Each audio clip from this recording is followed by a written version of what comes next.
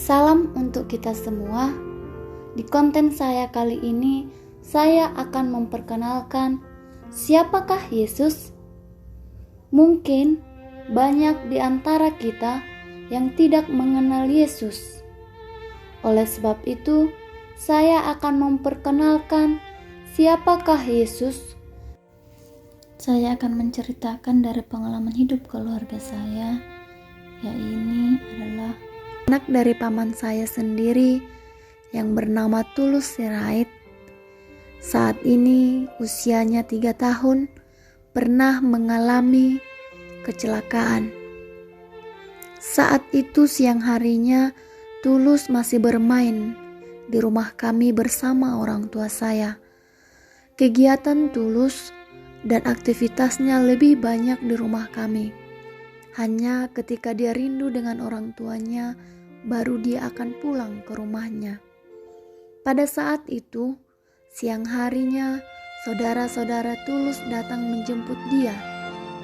Dan mereka pergi ke ladang untuk mengambil jagung. Tulus dan sepeda motor mereka tinggalkan di depan gubuk. Sedangkan saudara-saudaranya pergi mengambil jagung. Ketika Tulus asik bermain di depan gubuk, akibat penopang dari sepeda motor yang tidak begitu kokoh, akhirnya menimpa Tulus saat itu. Kejadian hari itu membuat Tulus pingsan.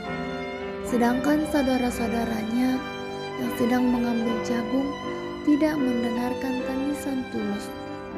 Akibat selang waktu yang begitu lama, akhirnya Tulus pingsan sebab tidak ada yang menolong.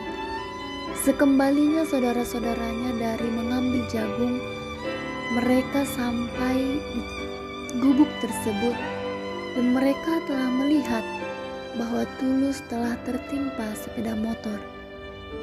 Pada saat kejadian itu, mereka pun berteriak meminta tolong. Namun, tidak ada orang yang menjawab teriakan mereka. Sesampai di rumah pun Tulus belum sadarkan diri. Bahkan seperti orang yang sudah meninggal. Ketika orang tuanya mengetahui, orang tuanya menangis, bahkan panik, dan segera bergegas membawa Tulus ke puskesmas. Namun di puskesmas, orang tua dari Tulus melihat bahwa tidak ada perkembangan dari anak mereka. Akhirnya melihat keadaan Tulus yang belum sadarkan diri, puskesmas yang mereka tuju merujuk mereka ke rumah sakit. Selama perjalanan, Tulus tidak sadarkan diri. Namun orang tua dari Tulus selalu berdoa kepada Tuhan meminta mukjizat. Akibat dari benturan sepeda motor tersebut, selain daripada tidak sadarkan diri, tepat di jidat bagian kepala Tulus mengalami benturan hingga memar. Hal inilah yang membuat Tulus lama untuk sadarkan diri.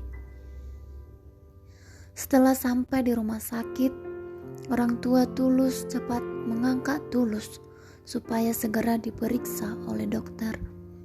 Namun, sudah dalam waktu setengah jam, Tulus juga belum memberikan respon dan reaksi. Tulus telah diinfus, namun belum ada reaksi yang diberikan. Akhirnya, rumah sakit tersebut juga merujuk Tulus supaya dibawa ke rumah sakit yang lebih bisa menangani dia. Orang tua Tulus telah pasrah, bahkan mereka tidak lagi memikirkan apa-apa.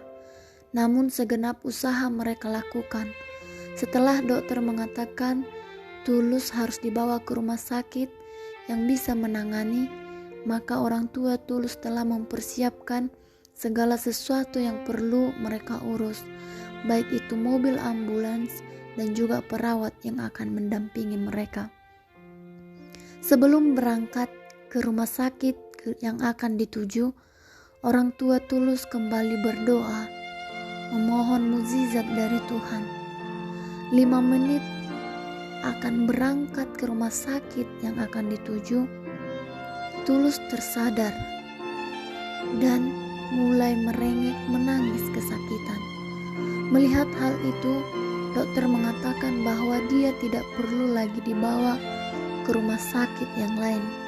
Biarlah dia dirawat di rumah sakit itu, sebab tanda-tanda kesembuhan sudah terlihat. Melihat keajaiban itu, orang tua Tulus sangat berterima kasih.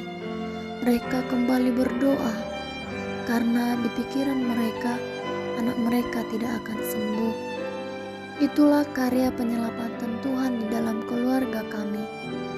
Mungkin jikalau dia tidak tertolong, kami tidak akan bisa melihat senyumannya seperti saat ini, bisa berlari, tertawa, dan bermain bersama-sama dengan kami. Inilah mujizat Tuhan yang langsung nyata dan benar-benar kami rasakan di dalam keluarga kami.